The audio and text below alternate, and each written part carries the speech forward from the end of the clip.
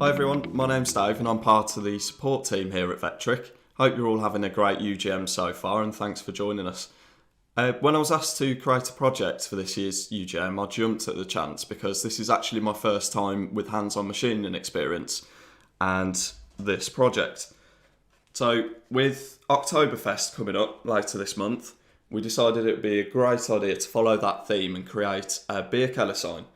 So with the main focus on multi-material machining and using the new sheet function in version 11 of the software.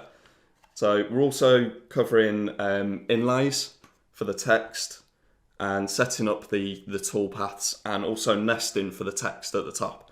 So we'll get started and jump into the software. Okay, so we'll get started now by creating a new file. So we'll go to File, New, and we want a single-sided job type with a width of 15 inches, a height of 19 inches, and a thickness of 0.78 inches. We're going to be zeroing from the material surface with the XY datum position in the lower left-hand corner. And we'll talk about this later because we will be changing this when we set up our multi-sheets later on. But for now, we'll just leave the modelling resolution at standard. And we'll click OK to apply that, and you can see the blank workspace in the middle of the screen. Okay, so with our job set up, we can start to think about creating the first vectors for our sign, which is going to be the border. But before I do that, while I remember, I'm just going to switch the XY datum into the centre, because that really aids with drawing vectors. I'll change that back later, but just for now, swap that over. And the first shape that we're going to need to create is a rectangle. So we're going to draw a rectangle. We want the anchor point to be in the centre of the job at x0, y0. Corner type, we're going to want that square. And the size of this is actually going to be a square of 13.7175 inches. And you'll see that's now been placed in the centre of our workspace. Now we need to add in the next shape that we need for our border sketch. So this is to create the arches at the top and the bottom. So for this, we're going to need to draw an ellipse, and we want the anchor point here to be x0 and y 5.5385. We want the width to be 13.4 inches and the height to be 7.266 inches. And we'll click create, and you'll see that's now been placed at the top of our sign. And with our top arch created, we now need to create the bottom arch. So we could just draw this again, or just to make this process quicker, we can actually take the existing ellipse and copy this to the bottom. So to do that, we need mirror selected objects. Make sure we've got flip about job center selected, and then we'll flip vertical. And you'll see that's been placed in the same position at the bottom of our design. So that's our rough sketch completed, so we need to actually turn this into an outline. So to do that, we just need to trim away these internal vectors. And to do that, I'm actually going to use the interactive trim tool. And that can be found on the second line under Edit Objects. So just going to click on these unwanted internal vectors. So just trim these away. And you can see that's created the border outline with the arch and the bottom as well. So there we go, we've got the outside perimeter for our sign completed, but we just need to create the internal part of the border now. So to do that, I just want to offset these vectors inwards. So we'll close out of the interactive trim and select the vector that we've just created. And for this, I'm going to go under Offset and Layout to Offset Vectors. Make sure that we've got that set to inwards left. And the distance that I want to offset by here is 0.5478 inches. We'll make sure that we've got Create Sharp Offset Corner selected. And also, we don't want to delete the original copy, so we'll leave that unchecked. And we can click Offset. So that's the basic border for our sign completed. And we're actually going to cut this out of MDF along with the inlaid text. So this is actually going to sit proud of our background material. And with that done, we can now start to look at the main focal point of our sign, which is going to be the wrap text at the top and also the center model. So we just need to create a circular vector in the center just as a framework for all of this. So we'll go to draw circle, and because we want this to be in the center of the job, we'll set that x0, y0. And we want the size to be a diameter of 8.2163 inches. I will click create and close. That's been placed in the center of our workspace. And now with that done, we can move on to start to think about adding in our text for our Wolf's Biergarten beer Keller sign. So to do that, we're going to go to the Draw Text tool under Create Vectors, and we'll enter in the text, so Wolf's, and then we'll add in another line because we're actually going to want to wrap only the Biergarten text. Okay, the font that we're going to be using here, just to let you know, it is a non-standard font, so it's not actually included in your install of our software or a Microsoft standard font. So you can use any other font in place of this. But this was just the one that we felt at the time that we were creating the design just fitted it best. So this is going to be Roboto Slab Extra Bold. Okay, and we want that aligned to the center. And the text height is going to be 1.6433 inches, and our anchor point is going to be in the center, so 0x and 6.001 in y. So you can see that's placed that nicely just beneath this arch, so it's central to our design. And we can now close out the Create Text tool. So now we've got our two lines of text placed on the workspace, we can now look to separate these out and wrap the Biergarten around the circular vector that we have here. But before we do that, we just need to cut this circular vector in two. So I'm going to hit N on the keyboard, it's going to node editing, and we're just going to click on these midpoint nodes and cut them. So now we've got two semicircles effectively, and we're going to use the top one to wrap this text around. So the first step into this is to break this text into individual lines. So we'll right click on it and use this option, break text into lines, and now you'll see that those two are separate entities.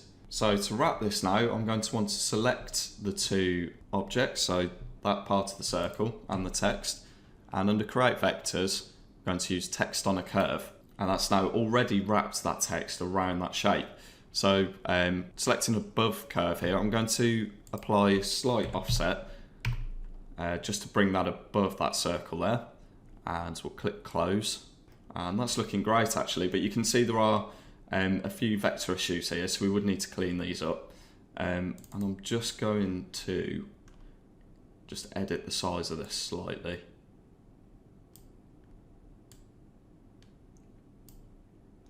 You can play around with this a lot just to change it to your taste. So I'm actually quite happy with how that's sitting. So we've got the midline between the G and the A there. Bit too much of a gap there, so we'll just bring it down slightly. Okay, it's looking perfect. And I'm just going to clean up this weirdness here by first converting this to curves. So this converts the text blocks to vectors, and I'm going to go into node editing mode and just delete out and just delete these sections.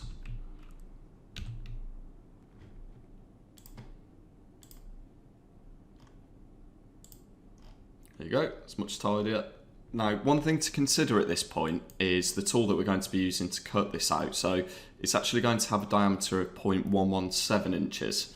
It's just one of the tools that we have available in the workshop. So I just need to check that it's going to be able to fit between these areas of text here, so it can fully cut it out. So I'm just going to create a circle just to represent that. I'm just going to drag this over just to make sure it's going to fit. Okay, so areas like this here, depending on what font you use, you may just need to further edit this just to increase the gap, just to make sure that's going to fit. Okay, that's perfect.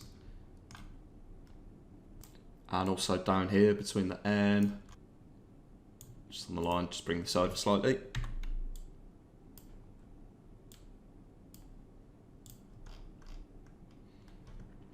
And I'm not going to go through and do all these on screen now, so I'll just cut to a point where we've sorted the text out so that we can machine this properly.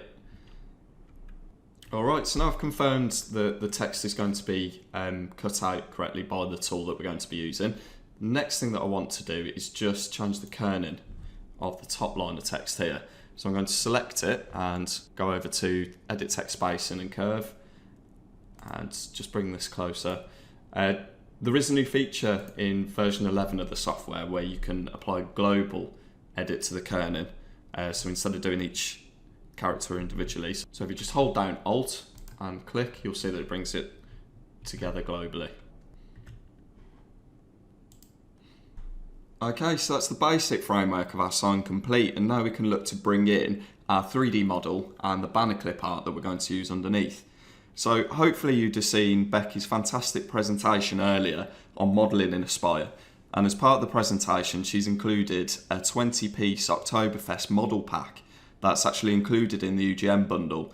They're all in V3M format, so let's take a look at one of those models first. So we'll go up to File, Import, and Import Component or 3D Model, and you'll find here the Oktoberfest model pack. And we've got lots of individual components that she's created here, but the one that we're going to want for this is the complete Oktoberfest layout. So we'll click Open, and that's now been placed again in the centre of our screen. And I'm just going to scale this up so there's a bit of a gap between this and our outside circular vector. And while I'm thinking about it, I'm just going to go over to the Modelling tab and just create a vector boundary for that, because that'll be useful later on when we come to cut this part out. With that in place, we can now look to add in the clip art banner at the bottom. So we'll head over to the clip art tab, and the one that we're going to use is under ribbons and banners, and it's this one just called banner here. So we'll just drag that across to place it. Now we're going to want to rotate this so it's upside down. So to do that, I'm going to go back into the drawing tab, and we're going to use this option to rotate selected objects, and we'll just put 180 in there and click apply. And now we just need to size and place this. I'm just going to drag it up. And again, in my case, I do actually know the exact dimensions I want this to be. So I'll just enter that into here.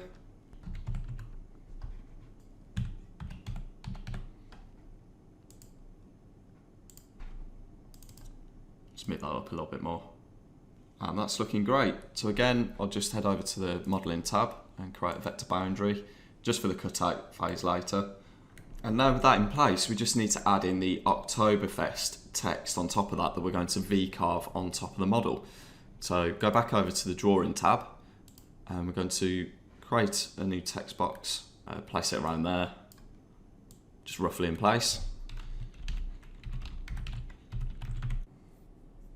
And the font that we're going to be using for this is Bernard MT Condensed.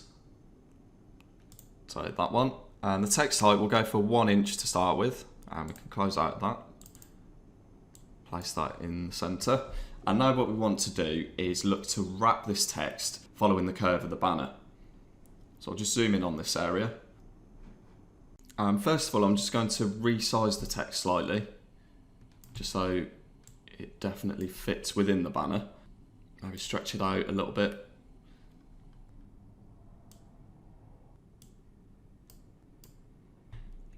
So that's looking around about the size that I want.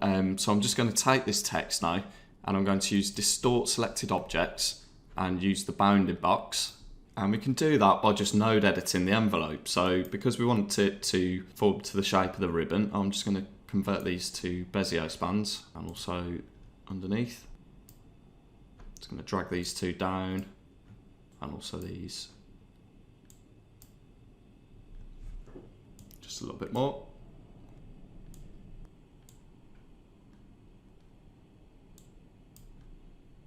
Okay, so I'm happy with the shape there, so I can close out the form to keep that as a single text entity and just place that in the centre of the ribbon. Okay, and with that done, that actually brings us to the last part of our basic Wolf's Beer Garden sign design, and that's the 2021 text that we want to put around our centre model. So again, to do that, we need a new text box. And for this, we're actually going to use the serif font, so Times New Roman. So we'll enter 20 on this side. And we'll leave the text height at 1 inches. That's looking great. And just drag this down using our center line there. And we need another one over this side. And we'll put 21 in there. And this text, like the text on top of the banner, is going to be VCarved later on. So that's it. That's our basic design complete. So that's the basic design done. Now we need to think about copying over to new sheets and nesting the text so that we can get the most out of the material we have available. Right then, as we're going to look to cut individual parts of our sign on different materials that we have available, we're going to make use of the new Multisheet feature in version 11 of the software. So in order to access this, we're going to go over to the Sheets tab. And right now, as we've only got the single sheet, our default sheet, we can only see sheet 1 listed there. But as you remember from earlier, I did actually change the Z0 position to the center for drawing the vectors. So I'm just going to edit this and replace that back into the lower left-hand corner. But because this is our default sheet, we're not actually going to be applying toolpaths to this. So this is just your design layout where you can store the original layout of all your items, which we're then going to nest over to separate sheets using different materials and thicknesses. So to get started with this, let's create a new sheet for the MDF material that we're going to be cutting the border and the Wolf's Beer Garden text out from. So we'll go down to Add New under the Sheets list, and we can name this after the material that we're using. So I'll name that MDF, and then I'll click on Edit Sheet, and this now opens the Edit Sheet form. So this is pretty much a separate job setup form which will apply to this sheet independently from the default sheet. So we're going to start with a width of 18 inches, a height of 23 inches, and a thickness of 0.25. The Z0 position is going to be from the material surface, with the XY datum position in the lower left again. As this is only for the border and the text, we can leave the modelling resolution set to standard, and down here you'll see a button saying material settings. And by using this, we can actually change the appearance to better match the material that we're going to be using. So down here in the list, we've got MDF. So good to apply that. And then we can click OK, and that's now set that MDF sheet up. Okay, now we can move on to the next material. So we'll add a new sheet, and this one we're going to create one for the banner, which we're going to be cutting out of oak. So I'll click to rename that, and then edit, and we'll go back into the job setup form. And these dimensions, by the way, are just based on the material that we've got available in the Vectric labs. So obviously they may be they will be different for you. Okay, so we're going to start with a width of 9, height of 16.5, and a thickness for this one of just under an inch thick. Z0 from the material surface again, and lower left for the XY datum. Now, because we're going to be placing 3D clip art on this sheet, we can actually change the modelling resolution here, so that's a really handy feature to be able to set an independent modelling resolution per sheet. So with this one, we're going to go for the highest settings, very high. And then all we need to do is head down and select our appearance. So oak for this one. I'll just go for oak medium. And click OK. So now you can see that we've got 3 sheets. We've got the original design layout sheet, oak material, and MDF. So we can flick between them by clicking on the sheets here. Or in the 2D view, we can just double click just to select the active sheet. And now we can set up the material that we're going to use for our main background. So for the main board that we're going to place this border and inlay the text into. So for this one, we're going to be using pine.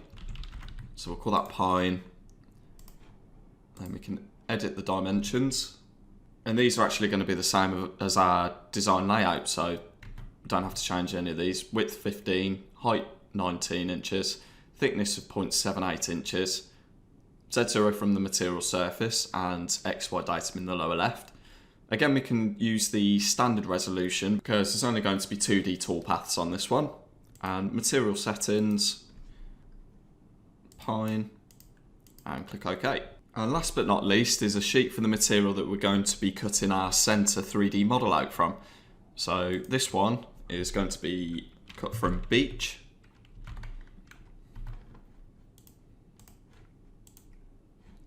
With a width of 9 inches, a height of 9 inches, so it's completely square material this, and again just under an inch, 0.93. From the material surface, XY datum in the lower left. And again, as I said with the banner, we're going to want to set this to very high for the modelling resolution.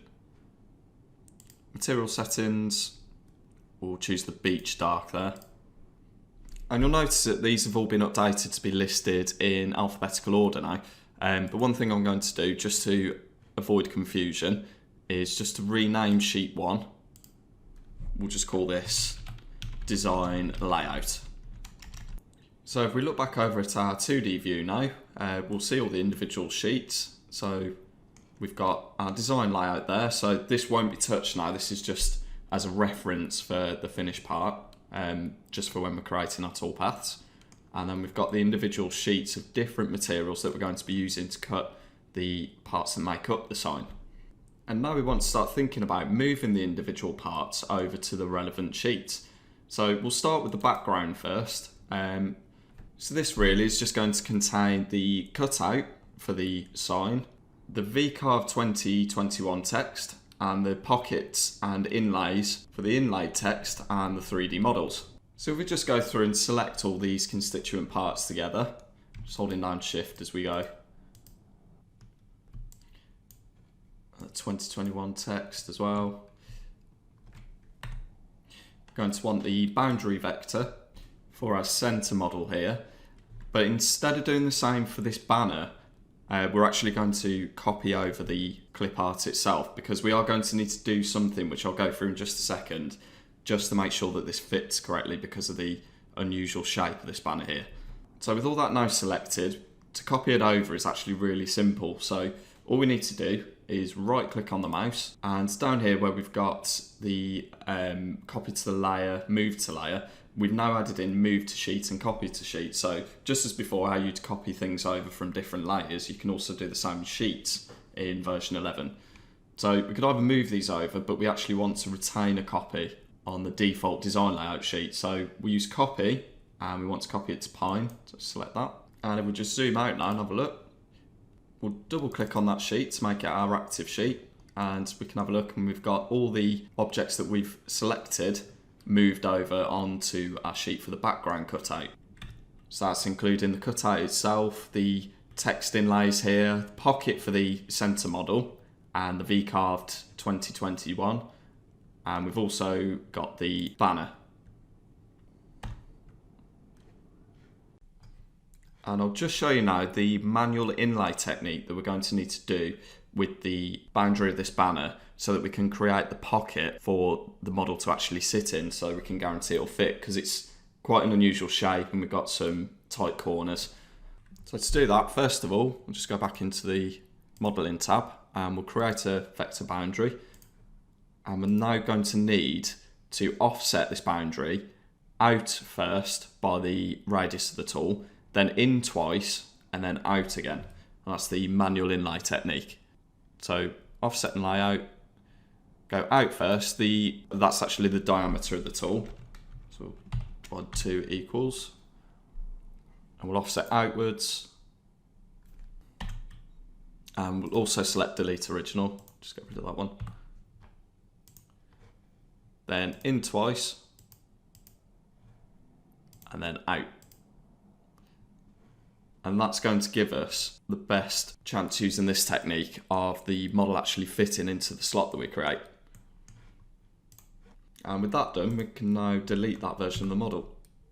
Okay, now the next thing that we need to do, going back to our design layout, is to copy over our border that we're going to be cutting out of MDF. And then we also want to make the most of the material for cutting the letters. So we're actually going to nest these characters for Wolf's Biergarten inside the frame. Okay, so first of all, just need to go around and select everything.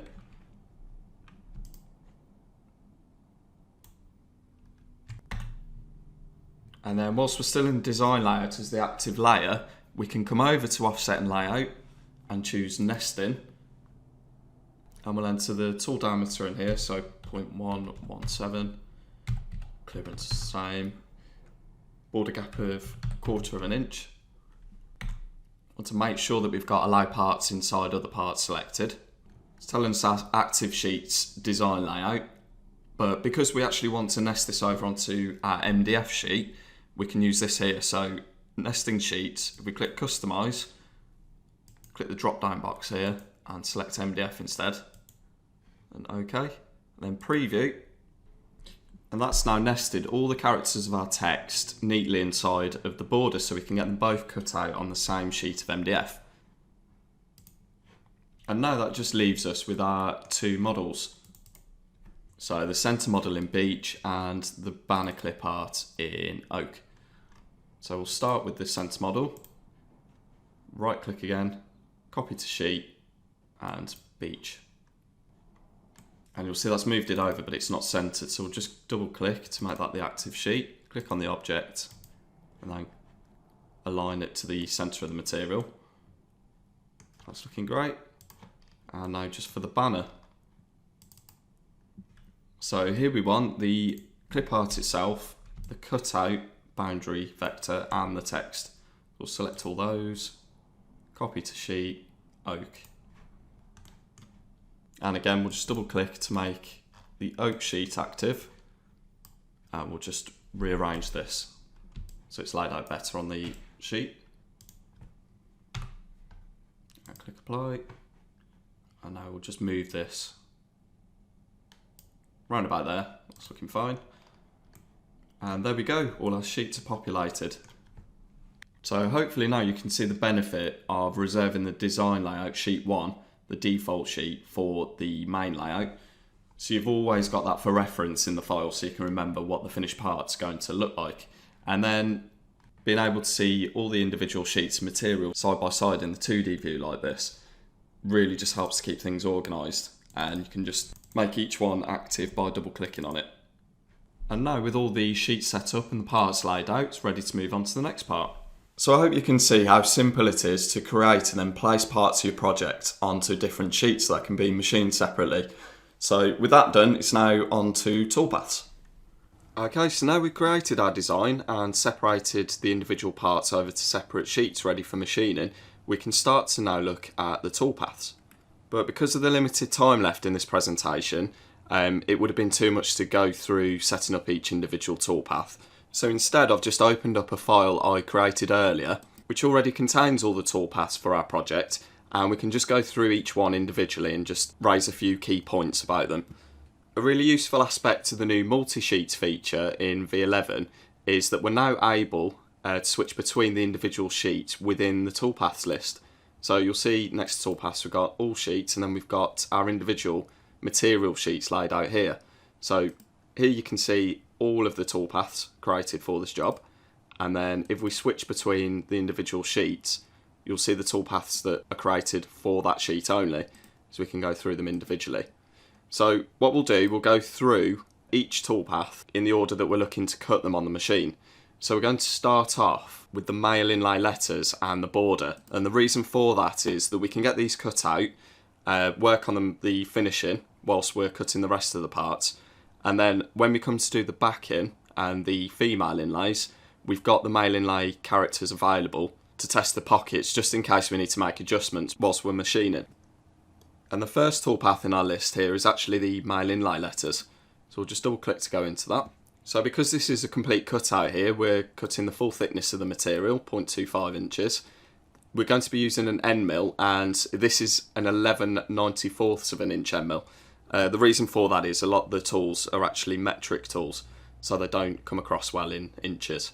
But you can use your own equivalent tooling for this anyway. So we can see it's going to complete in 5 passes. It's just standard male inlay here. We are including tabs as a hold down method, but you'll notice that we haven't actually got any tabs for the centres of the characters. And this is because due to the size of the tool and the letters, this material will mostly be machined away, so we don't need to hold anything down there. It shouldn't cause any issues at the machine. And we're using the straight male inlay toolpath for that. The second toolpath that we've got on the sheet is the cutout for our profile border. So if we have a look at this, again you can see we've included tabs as a hold down method. We didn't feel that we needed any at the top or bottom because the thickness of the border is enough that it's not going to cause issues. Okay, so looking down, we're cutting through the material again, using the same end mill as the inlays. We're including tabs, as I said, so we've got 1/2 inch in length and 0.125 thickness. So that's just enough that it's an effective hold down method, but it's not going to cause issues with finishing. And if we go ahead and preview that now, by going to preview toolpaths, we'll select both of these and preview all. If we take a closer look, you can see we've got fairly clean cutout here. I haven't got the preview simulation quality on very high here, so I'll just put that to a higher setting so we get a better resolution. There we go, get a clearer view of that. You can see that the letters are all cut out really cleanly. No issues with the border there. So it's always best to look through your preview simulation to preempt any problems before you send it to the machine. And I'm really happy with the way that's turned out, so we can get that cut first and we'll be finishing these and actually spray painting these black so that it allows for drying time whilst we cut the rest of the parts out. Right, now moving on, the next thing that we're going to be cutting is our centre model. Because this is going to take the most time to cut, we thought we'd machine this second so it gives us time to be working on the finishing of the letters and the border. So for this we've just got some standard 3D roughing and finishing toolpaths. So if I click into the roughing first, and we're going to be using an end mill that's just under 1/4 inch. We'll use the vector boundary as the selected vectors for the machining limit, but we are going to include a boundary offset of around the tool radius, and that'll just give us a bit of extra material for the cutout later. 0.01 machining allowance here left over for the finishing pass, and we're going to be using a 3D raster roughing strategy just due to the shape of the circular model and the complex shapes in here. We thought that'd be the most efficient in this case. And now taking a look at the 3D finishing toolpath, we're going to be using a 1/4 inch tapered ball nose for the 3D finishing, again using the same selected vector. But to cut down on any witness marks with this circular model, we're using the offset strategy. So if I just take those two and we'll preview those just to see what we get.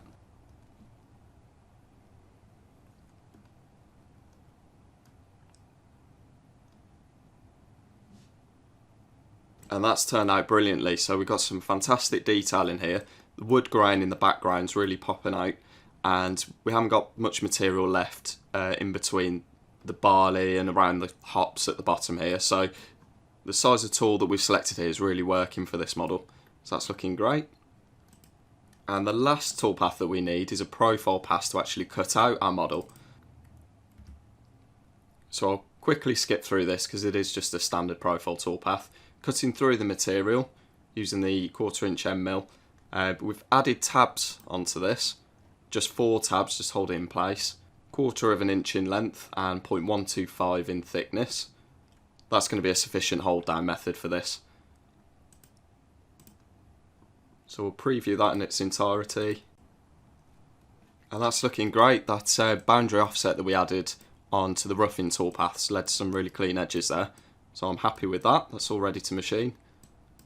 So another reason that we chose to cut this first is so that we have the part ready to test the pocket that we're going to cut into the backing.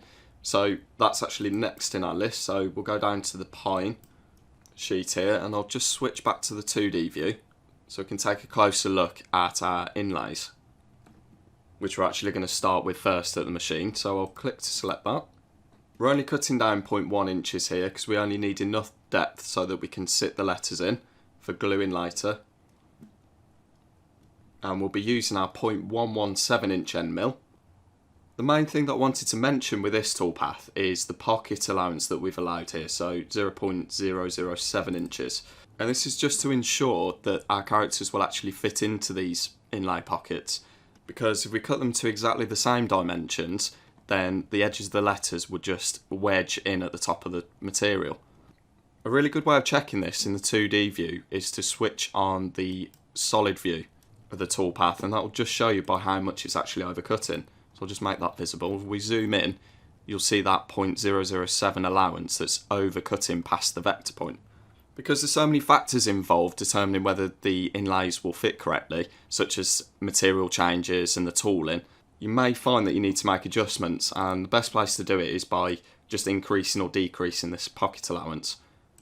The next toolpath we're going to run after this is the pocket for the centre model, this big circular pocket. Now, even though this is technically an inlay, because of the size and the shape of this, we decided to just use a standard pocket toolpath, so we've got pocket barrel with allowance. So our cut depth here is 0.25 inches into the material. We're going to be using the 1/4 inch end mill.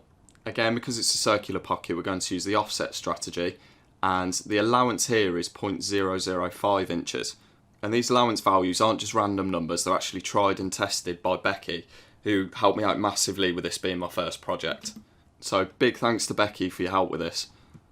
Okay, and now we've covered the inlays and pockets for our text and centre model, the last thing that we need to cut into this pine backing is the pocket for the ribbon clip art. And because of the unusual shape of this with the sharp corners, we've actually decided to use a clearance pass with this. So we've got our 0.117 end mill to finish up after it's first cleared by our 1/4 inch end mill to machine out the majority of the material.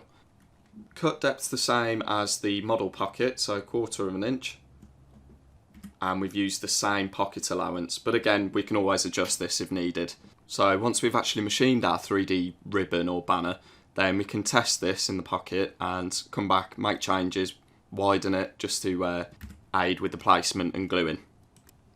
The other feature that we have on the background of our sign here is this 2021 text, and this is going to be V-carved into the top. So for this we'll be using 11/16 of an inch 60° V-bit. Again, a bit unusual, but it is a metric tool. We're going to have no start depth because we're working from the top of the material, and we're not going to include a flat depth there, we're just going to use the geometry of the tool to find that. And lastly, we've got the profile cutout. And just quickly going over this, our cut depth is going to be the full thickness of the material. We're going to be using the 1/4 inch end mill. We're going to machine outside of the vectors because of it being a cutout pass. We're adding 4 tabs into this, so 2 either side. It's always best to avoid arcs or curves when placing the tabs to aid with finishing, so we place these along the straight edges, and they're 1/4 inch in length and thickness, and we don't need any ramps or leads or anything for this. So that's all of our toolpaths for the background, so I'll just go ahead and preview these now.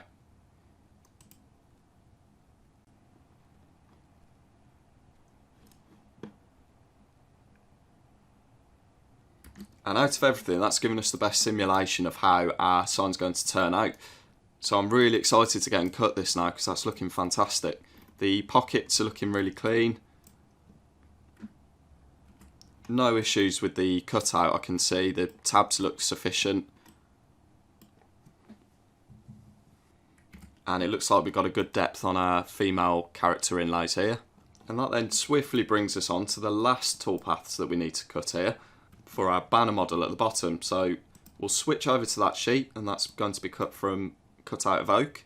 And for this, just like the 3D model in the centre, we've got standard 3D roughing and finishing toolpaths for this clip art. We're using a 1/4 inch end mill for the roughing, using the boundary vector as our machining limit. We've got a boundary offset of 0.125, so again around the radius of the tool, and a 0.04 machining allowance. Just due to the shape of this ribbon, it varies in Z depth quite a lot as it drops down, and because we've set our models at the bottom of the material, that's going to aid with the finishing there.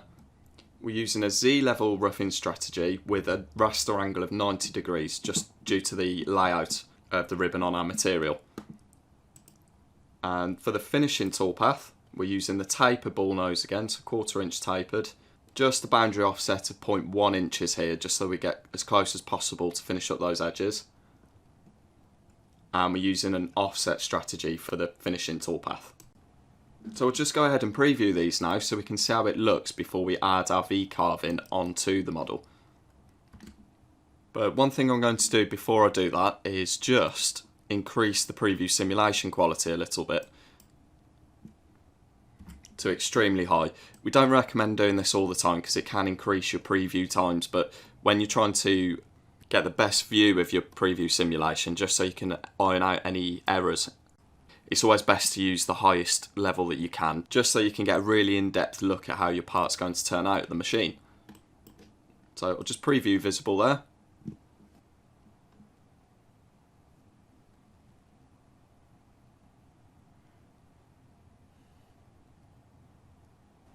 And again, that's looking great. Got a lot of depth to this, the 3D effect with the folds here. And you can actually see in the simulation here that we've just got a thin skim of material. So when we come to cut this out with the profile pass, there shouldn't be that much material left for finishing, so that's great. And I'll just put the view back in Z, and we'll look to review the Oktoberfest V-carving on top of the banner. So for this, we'll use the same 60-degree V-bit that we used for the 2021 text. Don't need a start or a flat depth. But the one thing that we do need to do here, because we're projecting this onto a 3D model, is make sure that we've got that selected. So I can just close out of that and we'll preview that on top of the model. Brilliant. I'm really happy with the way that's wrapped to the shape of the banner actually.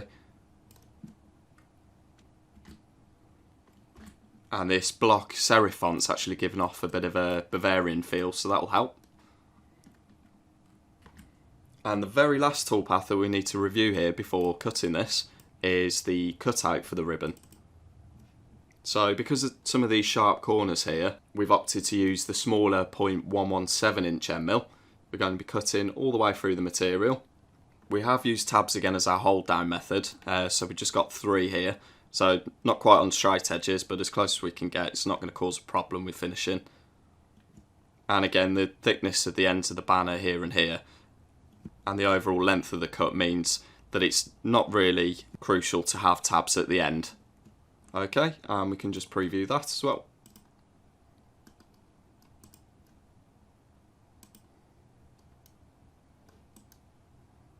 And that's looking perfect.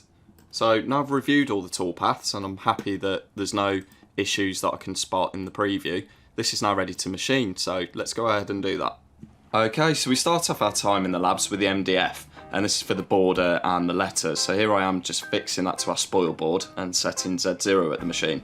By getting these parts cut first, it means that we've got time to then finish them whilst the other parts are cutting.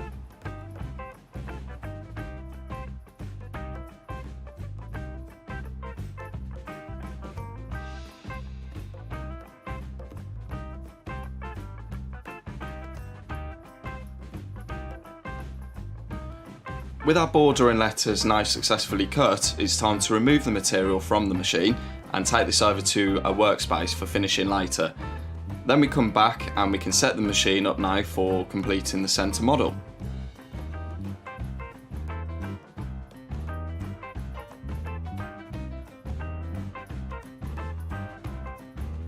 Whilst the machine gets to work with the roughing cut for the 3D model, I'm over at the workspace removing the MDF parts from the material very carefully using a box cutter.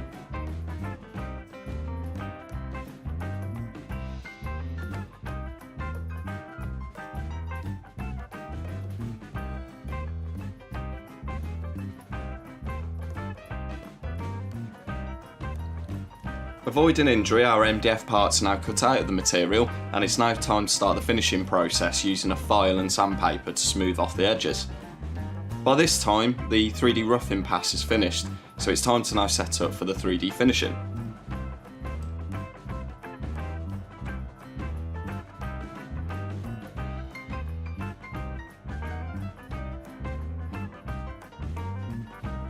With that underway, I'll take the MDF parts out to the Vectric patio for priming. We're going to be spraying them matte black, and MDF's notoriously porous, so we need this primer on before the first coat. Whilst I'm out enjoying the sun, our machine's still working away, and our 3D finishing pass now started to take shape, just in time for my first layer of spray paint.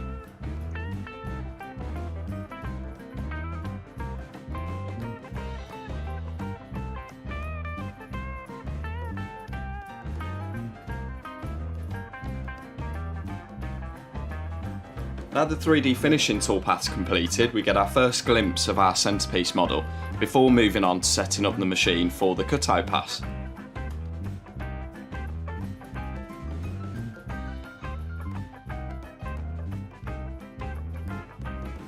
With the centrepiece for our sign completely cut, it's now time to get this removed from the material and start the finishing process by removing some of the burrs and rough edges of the 3D finishing with a wire brush. Moving on, the next part that we're going to cut is our oak banner. So here I am fixing the material to the spoil board and zeroing the machine.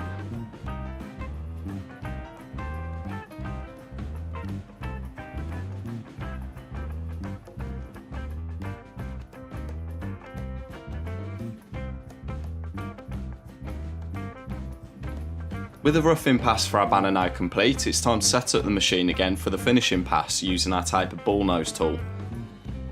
After this is done, I can then move on to finishing the centre model by staining it with wood dye.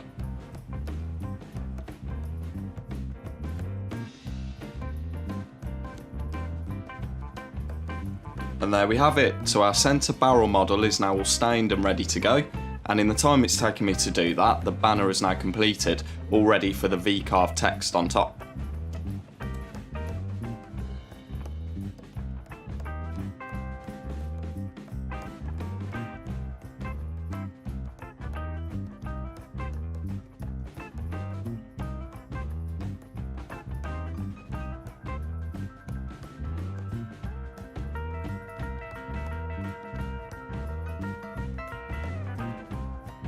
With our VCarve text now completed, it's time to cut the ribbon out and we can start to finish this with beeswax.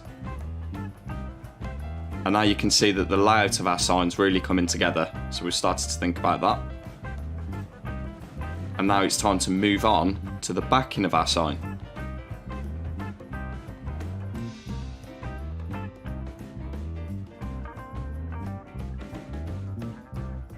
Now our female inlays and pockets have been cut into our background, it's time to test the letters to see if they fit. We did have to make a few adjustments here, which are all available in the project files. And once we'd made these adjustments, we got a really snug fit with the characters and with the centre model and ribbon. That's our VCarve 2021 background text you can see being cut there. And with that done, it's now time to move on to cutting out the background of our sign.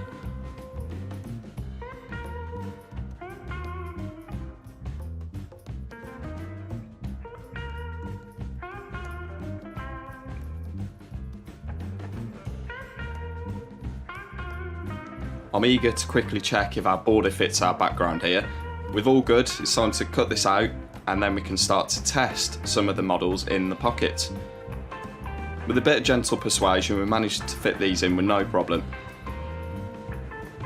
And now we're just gluing in the text and securing the border. And after a successful day in the Vectric labs, our Wolf's Beer Garden Oktoberfest sign is now complete. So that's our beer keller sign completed, and I'm actually really happy with how this has turned out. The finishing looks great on there. So we've gone through drawing our vectors. We've imported our 3D models and clip art, separated out the different parts of the project on separate sheets and nested them before creating our toolpaths. So there's no gaps around the inlays here, so I'm really happy with how those have turned out. Again, around the 3D model here. So I really hope that some of you give this one a go because it was actually a really fun project to cut. If you're not celebrating Oktoberfest this year, then you can always do what you like with this really. Just use it as a template. You can create name plaques or pub signs, anything really. So again, thank you for joining me on my first machine experience with this. And if you've got any questions or just like to stick around for a chat, then head down to the comment section and we'll be happy to help.